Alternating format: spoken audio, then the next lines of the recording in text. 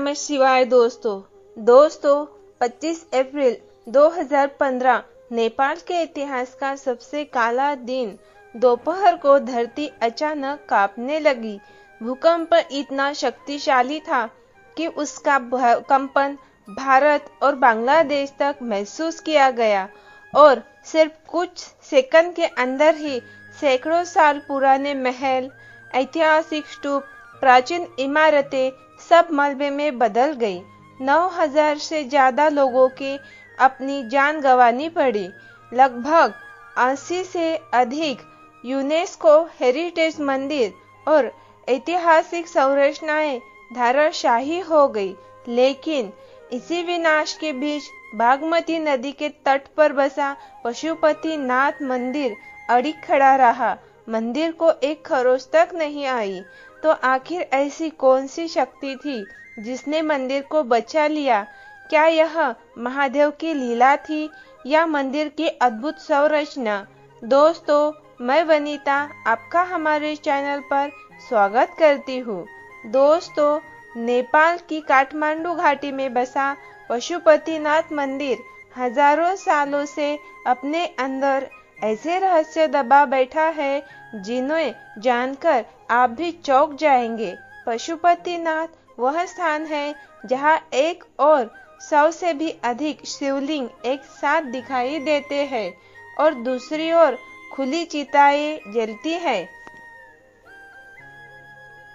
और सबसे बड़ा सवाल, इस मंदिर के गर्भगृह में सिर्फ 4 ही पुजारी क्यों जा सकते हैं, वो भी भारत के कर्नाटक से आने वाले चुनिंदा भट्ट? आखिर ऐसा कौन सा रहस्य है जिसे सिर्फ वही देख सकते हैं और बाकी दुनिया से छुपा कर रखा गया है?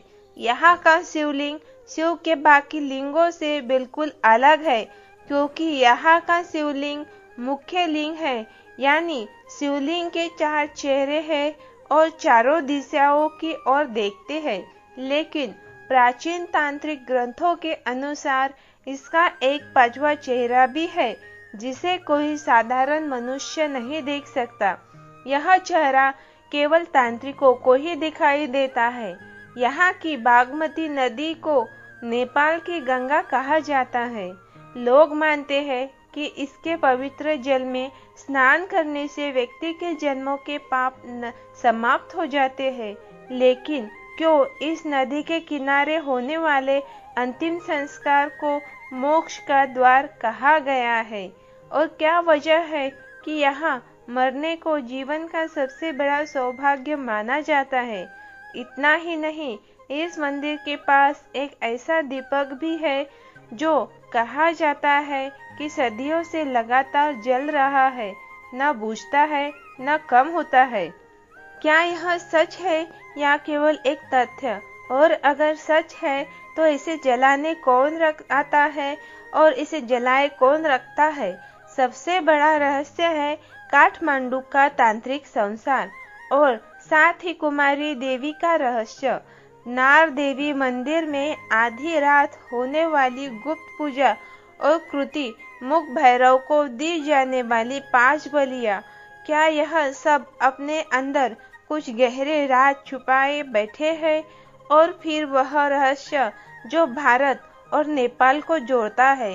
क्यों कहा जाता है कि केदारनाथ में शिव की पीठ है और पशुपतिनाथ में शिव का मुख? क्या सच में दोनों मंदिरों के बीच कोई ऊर्जात्मक संबंध है? और वह कौन सी कहानी है जो इस कड़ी को जन्म देती है? और सबसे महत्वपूर्ण बात, भारत से नेपाल पहुंचकर इस मंदिर तक आना जाना इतना आसान लगता है, उतना आसान है नहीं। भीड़, सीमाएं, कागजात, रास्ते और काठमांडू की जटिल पहाड़ी पहुंच जाना, क्या आपको पता है हर साल हजारों तीर्थयात्री यहाँ आने की कोशिश करते हैं, पर वापस लौटते समय कहते हैं हम तैयार ही नहीं थे। तो आज की इस वीडियो में हम आपको यह भी बताएंगे कि आप पशुपतिनाथ के दर्शन कैसे कर सकते हैं। तो चलिए हम इन सभी सवालों के जवाब तलाशते हैं और एक एक कर रहस्य से पर्दा उठाते हैं, क्योंकि ये सिर्फ एक मंदिर की कहानी नहीं, बल्कि एक ऐसा रहस्य है जो धर्म, इतिहास, विज्ञान और अध्यात्म चारों को चुनौती देता है। और वीडियो को अंत तक जरूर देखें, क्योंकि अंत तक देखने पर ही समझ आएगा कि क्यों लोग कहते हैं पशुपतिनाथ को नहीं देखा जाता, उस अनुभव किया जाता है। तो आइए शुरू करते हैं एक ऐसी यात्रा जो आपकी आस्था को हिलाकर रख देगी। लेकिन इससे पहले अगर आपको वीडियो अच्छी लग रही हो तो इसे लाइक जरूर करें और कमेंट में हर हर महादेव जरूर लिखें। नेपाल की काठमांडू घाटी, जहां कभी पूरा इलाका एक विशाल सरोवर था और कहा जाता है कि उस गहरे जल में केवल नाग ही बसते थे, आज वही बागमती नदी के किनारे एक ऐसा मंदिर खड़ा है जो हजारों सालों से मौत और मोक्ष, तंत्र और तप, इतिहास और रहस्य सबका साक्षी बना हुआ है। पशुपतिनाथ एक ऐसा मंदिर जहां एक और 100 से भी अधिक शिवलिंग एक ही प्रांगण में स्थित है और दूसरी ओर खुला श्मशान जहां दिन रात चिताएं जलती है। लेकिन साथ ही इस मंदिर का इतिहास भी रहस्यों से भरा हुआ है और आज हम उन्हीं रहस्य कथाओं से और इतिहास के बारे में जानेंगे जो इस मंदिर के निर्माण से जुड़ा है। बहुत समय पहले काठमांडू की बागमती घाटी के घने जंगलों में शिव जी एक मृग यानी कि हिरण का रूप धारण करके घूम रहे थे। वे सांसारिक चिंताओं से दूर होकर पूर्ण एकांत का आनंद ले रहे थे। लेकिन कभी देवताओं को चिंता होने लगी कि शिव कहाँ गए, क्योंकि उनके बिना ब्रह्मांड का संतुलन बिगड़ रहा था। तब विष्णु और इंद्र ने शिव जी को ढूंढना शुरू किया और उन्हें वे बागमती नदी के तट पर मिले, परंतु शिव जी ने उन्हें देख लिया और भागने लगे। विष्णु और इंद्र भी इनका पीछा करने लगे और अनंता विष्णु उन्हें पकड़ने में कामयाब रहे। लेकिन इस खींचातानी में हिरण का सींग टूट गया और यही गिर गया और माना जाता है कि जहाँ हिरण का सींग गिर गया वहीं से दिव्य शिवलिंग की उत्पत्ति हुई। यह कोई साधारण लिंग नहीं था, इसमें 4 चेहरे उभर आए, 4 दिशाओं की ओर देखते हुए। यह था मखुर लिंग, वह प्रथम स्वरूप जिसके कारण इस स्थान को पशुपतिनाथ कहा जाने लगा। शिव ने मृग रूप धारण इसलिए किया क्योंकि मृग एक पशु है और शिव सभी पशुओं के स्वामी, इसलिए इस स्थान का नाम पड़ा पशुपतिनाथ, यानी कि पशुओं का नाथ। वैसे दोस्तों, ये तो हो गई शिवलिंग की उत्पत्ति की कथा, लेकिन क्या आपको पता है इस मंदिर का निर्माण किसने कराया? इसे लेकर एक कथा मिलती है राजा पशुप्रेक्ष की। कहा जाता है कि राजा पशुप्रेक्षा शिव जी के बहुत बड़े भक्त थे और एक दिन वे शिव भक्ति में लीन काठमांडू के जंगलों में ध्यान कर रहे थे और तभी वहां शिव जी भी हिरण के रूप में विचरण कर रहे थे। वे पशुप्रेक्षा की शिव भक्ति से प्रसन्न हुए और उनके पास जाकर अपना असली रूप धारण किया और कहा, प्रभु, मुझ जैसे साधारण मनुष्य को आपने दर्शन दिए, इससे बड़ा वरदान मेरे लिए और क्या हो सकता है। परंतु फिर भी यदि आप मुझे कुछ देना चाहते हैं तो कृपया करके आप इस धरती पर सदा के लिए विराजमान हो जाइए, ताकि आपके चरणों का सौभाग्य इस धरती को युगों युगों तक मिलता रहे। शिव मुस्कुराए और कहा, तथास्तु पुत्र। इन सब के बाद काठमांडू की धरती पर शिव का एक लिंग प्रकट हुआ जो मकट लिंग था। 4 दिशाएं, 4 तत्व, 4 पुरुषार्थ, धर्म, अर्थ, काम, मोक्ष और ऊपर की ओर अदृश्य 5वां मुख ब्रह्म ब्रह्म स्वरूप राजा समझ गए कि यह शिव का वही स्वरूप है जो ब्रह्मांड के संतुलन का प्रतीक है। उन्होंने उसी समय संकल्प लिया कि इस स्थल पर एक भव्य मंदिर बनाया जाएगा और वहीं से शुरू हुआ पशुपतिनाथ मंदिर की स्थापना का वास्तविक अध्याय। लेकिन यह अध्याय यही समाप्त नहीं होता। उसके निर्माण का असली अध्याय तो अब शुरू होगा। असली इतिहास, असली रहस्य। तो चलिए जानते हैं इसके निर्माण का इतिहास। माना जाता है कि मंदिर का पहला निर्माण राजा पशुप्रेक्षा ने करवाया, परंतु हमें इसका सबसे पहला लिखित इतिहास लगभग 400 ईस्वी पूर्व मिलता है। ये वह समय था जब आज का नेपाल छोटे छोटे जनजातीय गणों और प्राचीन राज्यों में विभाजित था और बागमती नदी के किनारे तांत्रिक साधना तथा शिव पूजा दोनों एक साथ विकसित हो रहे थे। 6वीं-7वीं सदी में लिच्छवी वंश का उदय हुआ, जो नेपाल के सबसे समृद्ध और सांस्कृतिक रूप से उन्नत राजवंशों में से एक माना जाता है। इन्हीं लिच्छवी राजाओं ने पहली बार पशुपतिनाथ मंदिर के चारों ओर एक व्यवस्थित संरचना बनाई। लकड़ी के स्तंभ, पत्थर की गहन नक्काशी और बागमती के तट पर विस्तृत प्रांगण उनके अभिलेख बताते हैं कि पशुपतिनाथ को राष्ट्र का आध्यात्मिक हृदय घोषित किया गया था। इसके कई शताब्दियों के बाद जब नेपाल में मल्ल वंश सत्ता में आया, तब पशुपतिनाथ ने एक नया स्वर्णिम युग देखा। मल्ल राजाओं ने मंदिर को केवल पूजा स्थल नहीं बल्कि सांस्कृतिक और धार्मिक केंद्र के रूप में विकसित किया। इन्हीं के काल में महाआरती, बागमती घाट का विस्तार और तांत्रिक स्थलों की औपचारिक स्थापना की गई। मल्ल वास्तुकला की पहचान पगोडा शैली के दोहरे छत वाले मंदिर पहली बार यही दिखाई दिए। मंदिर का ऊपरी भाग लकड़ी पर आधारित था, जबकि आधार पत्थर का, जिससे यह प्राकृतिक आपदाओं में भी सुरक्षित रहता था। पर मंदिर ने सबसे बड़ा परिवर्तन 1692 ईस्वी सन में देखा, जब इसके व्यापक पुनर्निर्माण और संरक्षण का अंतिम बड़ा कार्य किया गया। यह वह काल था जब राजाओं ने मंदिर को आधिकारिक शाही संरक्षण दिया। सोने का शिखर, मोटी दीवारें, मजबूत भूमि आधार और गर्भगृह की सुरक्षा के विशेष उपाय इसी समय किए गए। इसके बाद सदियों तक मंदिर उसी रूप में खड़ा रहा। समय, मौसम और आक्रमणों के बावजूद और फिर 1989 में एक ऐतिहासिक क्षण आया जब यूनेस्को ने पशुपतिनाथ को विश्व धरोहर स्थल घोषित किया। यह केवल सम्मान नहीं बल्कि दुनिया का स्वीकार था कि यह मंदिर आध्यात्मिकता, वास्तुकला और इतिहास तीनों का अमूल्य संगम है। तो दोस्तों, यह था मंदिर का संपूर्ण इतिहास।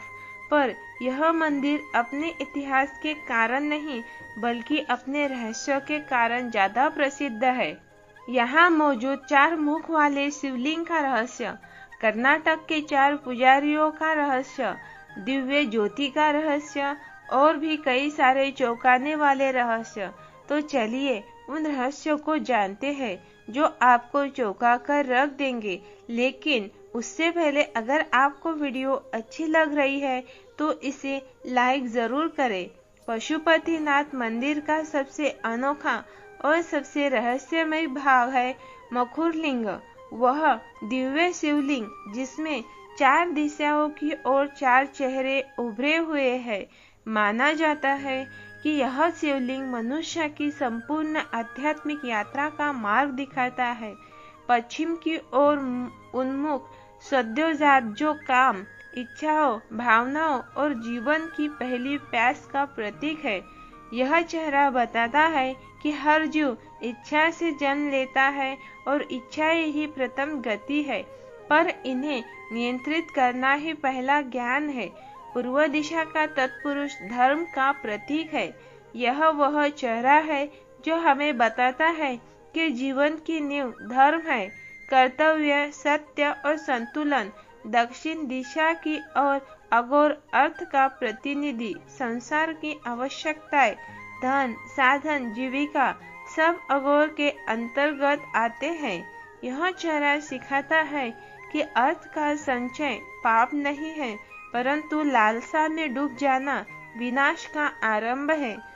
उत्तर दिशा में स्थित वामदेव मोक्ष का द्वार है।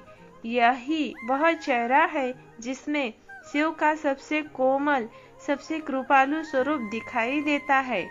यह मुख बताता है कि जीवन का अंतिम लक्ष्य न धन है न काम, बल्कि जन्म और मृत्यु के चक्र से मुक्त होना है।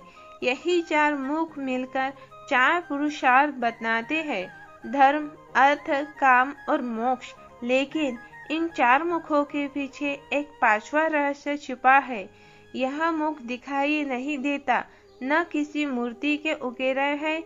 यह पांचवा मुख है ईशान, जिसे तांत्रिक ग्रंथों में काला निरुद्र कहा गया है।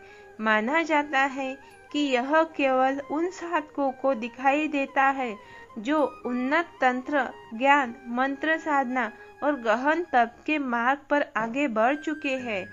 कुछ साधकों का कहना है कि अमावस्या की रात में मंदिर के भीतर से एक तेज प्रकाश प्रकट होता है और वही पांचवा मुख है। लेकिन आम इंसानों के लिए तो यह केवल शिव के चार मुख है और इन्हीं चार मुखों की पूजा के लिए विशेष कर्नाटक के 4 भट्ट पुजारियों को नियुक्त किया जाता है। माना जाता है कि इस शिवलिंग की पूजा केवल वही कर सकते हैं जिसके भीतर तप, त्याग, वंशगत पवित्रता का अंश हो, और इसलिए विशेष दक्षिण भारत के ब्राह्मण भट्टों द्वारा ही ये पूजा की जाती है, क्योंकि माना जाता है कि इन पुजारियों की वंशावली में पीढ़ियों से कठोर वैदिक शिक्षा, तांत्रिक ज्ञान और सेवागम सिद्धांतों का अध्याय चलता आ रहा है। दूसरा, इससे भी बड़ा रहस्य तो ये है कि मंदिर में मौजूद शिवलिंग को इन 4 पुजारियों के अलावा किसी और को छूने की अनुमति नहीं है। माना जाता है कि इसकी ऊर्जा इतनी ज्यादा है कि कोई आम इंसान इसे सहन नहीं कर सकता। इसी कारण केवल यही 4 पुजारी यहाँ पूजा करते हैं। साथ ही मंदिर में गैर हिंदुओं का प्रवेश वर्जित है। वैसे यहाँ एक और चीज है जो लोगों को प्रभावित करती है, वह है दिव्य ज्योति। मंदिर के गर्भगृह से थोड़ी दूर पर एक छोटी सी जगह है जहाँ ना तो कोई बड़ी इमारत है और ना ही कोई मंदिर, बस एक छोटा सा कक्ष जिसके भीतर दशकों से एक ज्योति जलती आ रही है, जिसे अखंड ज्योति कहा जाता है। यह ज्योति यहाँ हजारों सालों से जल रही है और निरंतर जलती आ रही है। न मौसम और न ही युग इस ज्योति को बुझा पाए हैं। लोगों का मानना है कि यह ज्योति लिच्छवी काल में मंदिर के निर्माण के समय जलाई गई थी। वही कुछ लोगों का मानना है कि ज्योति को राजा पशु प्रेक्षा ने जलाया था, परंतु इस ज्योति का असली इतिहास या रहस्य आज तक किसी को नहीं पता। वैसे दोस्तों, पशुपतिनाथ के इतने सारे रहस्य को जानकर आपका भी पशुपतिनाथ के दर्शन करने का मन जरूर कर रहा होगा। तो हम आपको ले चलेंगे इसके दर्शन के लिए, बताएंगे शुरू से लेकर अंत तक की प्रक्रिया। लेकिन उससे पहले हम यहाँ होने वाली तांत्रिक परंपराओं के बारे में बताते हैं जो आपको जानना जरूरी है, क्योंकि यहाँ होने वाली तांत्रिक परंपराएं आपको चौंका कर रख देगी। काठमांडू हिमालय की गोद में बसा एक ऐसा शहर है, जितना आस्था का प्रकाश है उतनी ही गहराई में छाया का अंधकार भी मौजूद है। जहाँ मंदिरों की घंटियां बजती है, वही गुप्त कक्षों में प्राचीन तांत्रिक अनुष्ठान भी होते हैं। और इस संपूर्ण रहस्यमय संसार का केंद्र पशुपतिनाथ कहा जाता है कि भारत में काशी और कामाख्या जितनी शक्तिशाली तांत्रिक पीठ है, उतनी ही शक्ति नेपाल के काठमांडू में छिपी है। यहाँ का प्रत्येक मंदिर, प्रत्येक गली और प्रत्येक शिलालेख किसी न किसी तांत्रिक सिद्ध की कहानी कहता है। इस गुप्त संसार की शुरुआत होती है कुमारी देवी से। नेपाल की जीवित देवी एक छोटी सी 5 या 6 साल की बच्ची, जिसे अचानक साधारण जीवन से उठाकर देवत्व का दर्जा दिया जाता है। काले पर्दे वाला कमरा, दियों की मंद रोशनी और मंत्रों की गूंज, यही से उसकी नई शुरुआत होती है। उसका चयन सामान्य मनोविज्ञान या शारीरिक विशेषताओं से नहीं, बल्कि तांत्रिक संकेतों से होता है। माना जाता है कि देवी दुर्गा की चेतना स्वयं उस बच्ची में प्रवेश करती है। चयन के दौरान तांत्रिक साधक कई गुप्त विधियां करते हैं। नाड़ी परीक्षण, दृष्टि परीक्षण, भय परीक्षा, ये सब उस बच्ची की शुद्धि चेतना की पहचान के लिए किया जाता है। कुमारी देवी का घर भी मजबूत तांत्रिक ऊर्जा से घिरा हुआ है, जहां बाहरी लोगों का प्रवेश लगभग निषिद्ध है। सुबह शाम कुछ ही झलकियों से भक्त देवी के दर्शन कर पाते हैं। कहते हैं 2015 के भूकंप में पूरा काठमांडू हिल गया था, परंतु कुमारी देवी के घर में एक दरार तक नहीं आई। पर काठमांडू का तांत्रिक संसार यही नहीं रुकता, इससे भी गहरे रहस्य छिपे हैं। नर देवी मंदिर में जो देवी श्वेता काली को समर्पित है, यह मंदिर आम पर्यटक नहीं देखते, क्योंकि इसकी वास्तविक शक्ति आधी रात को शुरू होती है। स्थानीय कथाओं में वर्णन मिलता है कि एक बार पटना के राजा ने शिकार के दौरान जंगल में शरण लेने के लिए एक पेड़ के भीतर छिपी गुफा का सहारा लिया। वहां उन्हें एक अत्यंत तेजस्वी स्त्री दिव्य रूप श्वेता काली का साक्षात्कार हुआ। उन्होंने राजा से कहा, भय मत करो, मैं तुम्हारी रक्षा करने आई हूँ, और वह वही विलीन हो गई। कहा जाता है कि उसी राजा ने बाद में उसी जमीन पर नर देवी मंदिर की स्थापना की, जो आज तांत्रिक साधना का केंद्रीय स्थल माना जाता है। तांत्रिक ग्रंथों के अनुसार काठमांडू में कई ऐसे स्थान हैं जहां आज भी बलिदान की पुरानी परंपराएं जीवित है। सबसे प्रसिद्ध है कीर्तिमुख भैरव का मंदिर। यहाँ वर्ष से एक बार विशेष पूर्णिमा की रात 5 प्रकार की बलियां दी जाती है, जिसे पंच बलि कहा जाता है। ये मान्यता है कि कीर्तिमुख भैरव ब्रह्मांड की काल चक्र ऊर्जा का स्वामी है, जो जन्म, मृत्यु और पुनर्जन्म के नियमों को नियंत्रित करता है। बलिदान देने वाले लोग भय, मोह और बंधन त्याग कर मृत्यु को मात देने की कामना करते हैं। यही कारण है कि काठमांडू को तंत्र का हिमालयी त्रिकोण कहा जाता है। कामाख्या, काशी और काठमांडू मिलकर एक त्रिकोण बनाते हैं, और प्रत्येक स्थान की शक्ति दूसरे 2 जगहों को प्रभावित करती है। और इस पूरे शक्ति वलय का सबसे महत्वपूर्ण केंद्र है पशुपतिनाथ, क्योंकि तांत्रिक मान्यता कहती है जहाँ मृत्यु का वास हो वही मुक्ति का द्वार होता है, और पशुपतिनाथ में मृत्यु और जीवन दोनों ही एक प्रांगण में उपस्थित है। एक और 100 से भी अधिक शिवलिंग, दूसरी ओर खुला शमशान। इसीलिए कहा जाता है कि पशुपतिनाथ केवल शिव का मंदिर नहीं, बल्कि दुनिया के सबसे शक्तिशाली तांत्रिक नोट में से एक है, जिस कारण पशुपतिनाथ के दर्शन करना और भी पवित्र माना जाता है। तो चलिए अब हम आपको ले चलते हैं पशुपतिनाथ की यात्रा पर। लेकिन उससे पहले अगर आपको वीडियो अच्छी लग रही है तो इसे अपने रिश्तेदारों को जरूर शेयर करें। पशुपतिनाथ की आध्यात्मिक यात्रा जितनी दिव्य है, उतनी ही जमीनी चुनौतियों से भरी है। नेपाल हिमालय की गोद में बसा देश, यहाँ पहुँचना आसान भी है और कभी कभी जटिल भी।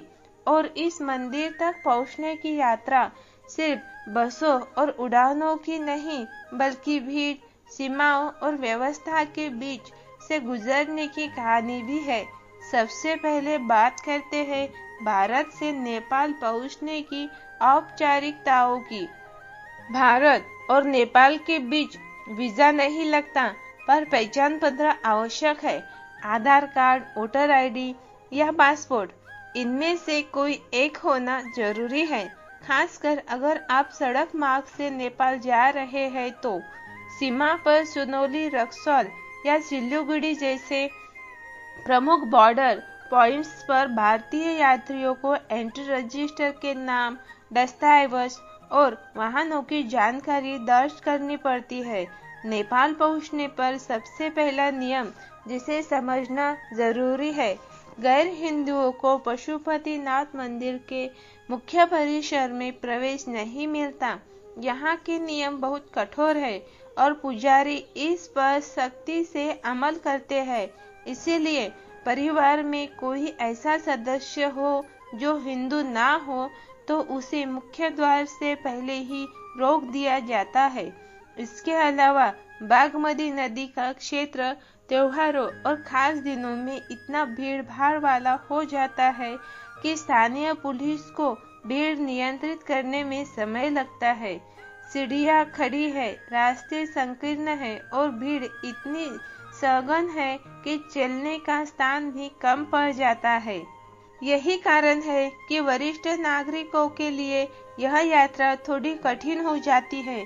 कई बार उन्हें भीड़ के बीच सांस लेने में परेशानी होती है और कभी कभी सीढ़ियाँ चढ़ने में दिक्कत आती है। इसलिए बुजुर्गों के लिए सबसे अच्छा समय है सुबह का समय, जब मंदिर खुलता ही है और भीड़ कम होती है। अब आते हैं सबसे जरूरी सवाल पर, पशुपतिनाथ मंदिर पहुंचा कैसे जाए। सबसे आसान तरीका है हवाई रास्ता। काठमांडू का त्रिभुवन अंतर्राष्ट्रीय हवाई अड्डा मंदिर से सिर्फ 5 किलोमीटर दूर है। हवाई अड्डे से टैक्सी या राइड शेयरिंग से 10-15 मिनट में सीधे मंदिर परिसर तक पहुंचा जा सकता है। यही कारण है कि कई भारतीय यात्री हवाई मार्ग को सबसे सुविधाजनक मानते हैं। लेकिन अगर आप सड़क से जाना चाहते हैं तो बॉर्डर क्रॉस करना पड़ेगा। भारत से सड़क मार्ग पर 3 सबसे लोकप्रिय बॉर्डर है।